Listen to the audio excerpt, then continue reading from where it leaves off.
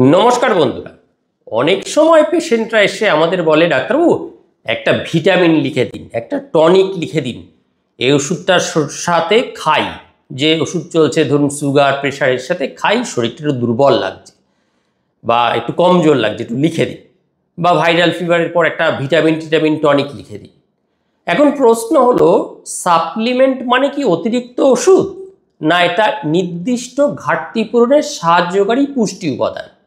অনেকেই সাপ্লিমেন্ট নিতে একদমই পছন্দ করেন না, আবার অনেকেই সাপ্লিমেন্ট খেতে বা ব্যবহার করতে খুবই পছন্দ করে। প্রথমে যাদের অনেকেই সাপ্লিমেন্ট নিতে পছন্দ করেন না তাদের ব্যাপারটা বলি। অনেকেই বলেন যে ডাক্তার না দরকার নেই, এসব ভিটামিন এক্সট্রা লিখবেন না, আপনি বরং আমাকে খাবার বলে দিন, এর বিপরীতে কোন খাবার দাবার আছে, আমি সেই খাবার খেয়ে ঘাটতি পূরণ করব। আগে এদের কথাটা বলি। এখন কথা হচ্ছে, খাবার দিয়ে আপনি আপনার ঘাটতি পূরণ করা যাবে কিনা সেটা নির্ভর করবে আপনার কি পরিমাণের ঘাটতি রয়েছে তার উপর। শুধু যদি আপনি ইগনোর করেন, ঘাড় ব্যাকা করে থাকেন, তাহলে কিন্তু সব ক্ষেত্রে হবে না। কারণ বিষয়টা সবসময় এতটা সহজ নয়। ধরুন আপনার রক্তে হিমোগ্লোবিনের মাত্রা 6-এর নিচে নেমে গেছে, এক্ষেত্রে শরীরে পর্যাপ্ত আয়রনের ঘাটতি এতটাই বেশি যে তা শুধুমাত্র খাবার দিয়ে পূরণ করতে গেলে অনেক দিন, অনেক মাস সময় লেগে যাবে। এদিকে শরীর দুর্বল হয়ে পড়ছে, মাথা ঘুরছে, বসা থেকে উঠতে গেলেই একটা চক্কর দিয়ে উঠছে, সিঁড়ি ভাঙতে একটু হাঁটলেই হাঁপ ধরছে। কেন? শরীর তো দুর্বল হয়ে পড়েছে, অক্সিজেন বহন ক্ষমতা কমে গেছে শরীরের, তাই দৈনন্দিন কাজে কর্মেরও তার শরীরের কষ্ট হবে। এক্ষেত্রে খাবারের পাশাপাশি আয়রন সাপ্লিমেন্টারি দরকার, এবং অনেক ক্ষেত্রে আমরা ব্লাড ট্রান্সফিউশন করতে বলি, বাইরে থেকে রক্ত দিতে বলি, যেন রক্তে দ্রুত আয়রনের ঘাটতিটা পূরণ হয়। একইভাবে যদি ভিটামিন ডি লেভেলের কথা ভাবেন, যদি খুব নিচে নেমে যায়, ধরুন 15 ইউনিটের নিচে নেমে গেছে, তখন শুধু রোদে বসে বা খাবার দিয়ে তা পূরণ করতে হবে, করা যাবে না। এক্ষেত্রে আপনাকে অবশ্যই সাপ্লিমেন্ট নিতে হবে। আরও কিছু উদাহরণ দিই, যেমন ধরুন সাংঘাতিকভাবে ভিটামিন বি12 নেমে গেছে। নিরামিষভোজীদের ক্ষেত্রে এটা খুব সাধারণ ঘটনা, কারণ নিরামিষ খাবারে ভিটামিন বি12 এর পরিমাণ খুব কম, আমিষ খাওয়ারই এর মেন সোর্স। এক্ষেত্রে শুধু খাওয়ার নয়, অবস্থা অনুযায়ী ভিটামিন বি12 ইঞ্জেকশন আমরা দিই, নিউরোকাইন বা মিথাইলকোবালামাইন ইঞ্জেকশন দিই, ট্যাবলেট দিই, লাগবে। ধরুন ক্যালসিয়াম ঘাটতি, হাড় দুর্বল হয়ে গেছে, বিশেষ করে বয়স্ক লোকেদের, মেনোপজের পরে মেয়েদের ক্ষেত্রে, এক্ষেত্রে শুধু খাবার দিয়ে নয়, সাপ্লিমেন্টেরও দরকার। কারণ বেশিরভাগ মহিলার ক্ষেত্রেই দৈনিক যে ক্যালসিয়ামের রিকোয়ারমেন্ট তার থেকে তার ঘাটতি থাকে শরীরে।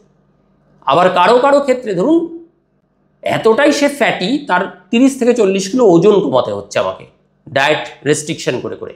এই ডায়েট রেস্ট্রিকশনে যখনই সে যাবে তখন তার কিছু সাপ্লিমেন্টের ঘাটতি হবে, কারণ তার টোটাল ক্যালোরি ইনটেক ডায়েট তো কমিয়ে দিচ্ছি, তখন তার জার্নিতে, এই ডায়েট রেগুলেশন জার্নিতেও কিন্তু আমাকে সাপ্লিমেন্ট কিছু অ্যাড করতে হবে। সেরকমই ধরুন ফোলেট ডেফিসিয়েন্সি, গর্ভবতী মহিলাদের জন্য আমরা এটা দিয়ে থাকি, খুব অপরিহার্য সাপ্লিমেন্ট, কারণ এটি শিশুর ব্রেনকে ডেভেলপমেন্ট ও শিশুর নিউরাল টিউবের বিকাশে খুব সাহায্য করে। এটা ডাক্তার আমরাই দিই। তাই এসব ক্ষেত্রে যদি আপনি ঘাত তেরা করে বসে থাকেন, না আমি সাপ্লিমেন্ট নেব না, আমি খাবার থেকেই আমার সমস্ত পুষ্টিটা নেব, তাহলে ক্ষতিটা আপনার।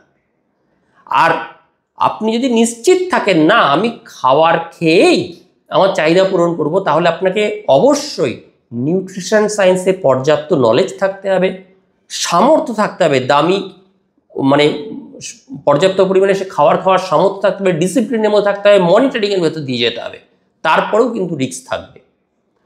সঠিক ডোজ সময় অনুযায়ী চিকিৎসক, ক্লিনিক্যাল ডায়েটিশিয়ানের পরামর্শে নিলে এই সাপ্লিমেন্ট কিন্তু শরীরের ভারসাম্যটা ফিরিয়ে আনে, ভবিষ্যতের জটিল রোগে আক্রান্ত হওয়ার প্রবণতা কমায়।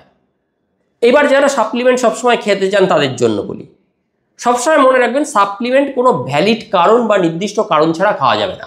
মুড়ি মুরগির মতো সাপ্লিমেন্ট নেওয়া যায় না, শরীরে তাদের একটা নেগেটিভ এফেক্ট হয়। যদি আপনার প্রয়োজন হয় তবেই সাপ্লিমেন্ট। এটা যারা অতিরিক্ত সবসময় খেতে চান, টনিক লিখে দাও, লিখে দিন, ভিটামিন ক্যাপসুল লিখে দিন, অমুক তমুক হেনা তেনা, তাদের জন্য। তাহলে প্রয়োজনে সাপ্লিমেন্ট, অপ্রয়োজনে নয়। সাপ্লিমেন্টের অপব্যবহার কদাপি নয়। আশা করি ভিডিওটি ইনফরমেশন আপনাদের যা পৌঁছে দিতে চেয়েছি মেসেজটা পেয়েছেন। সাপ্লিমেন্ট কখন কিভাবে ব্যবহার করতে হবে, কাদের দরকার কাদের নয়, একটা ধারণা তৈরি হয়েছে।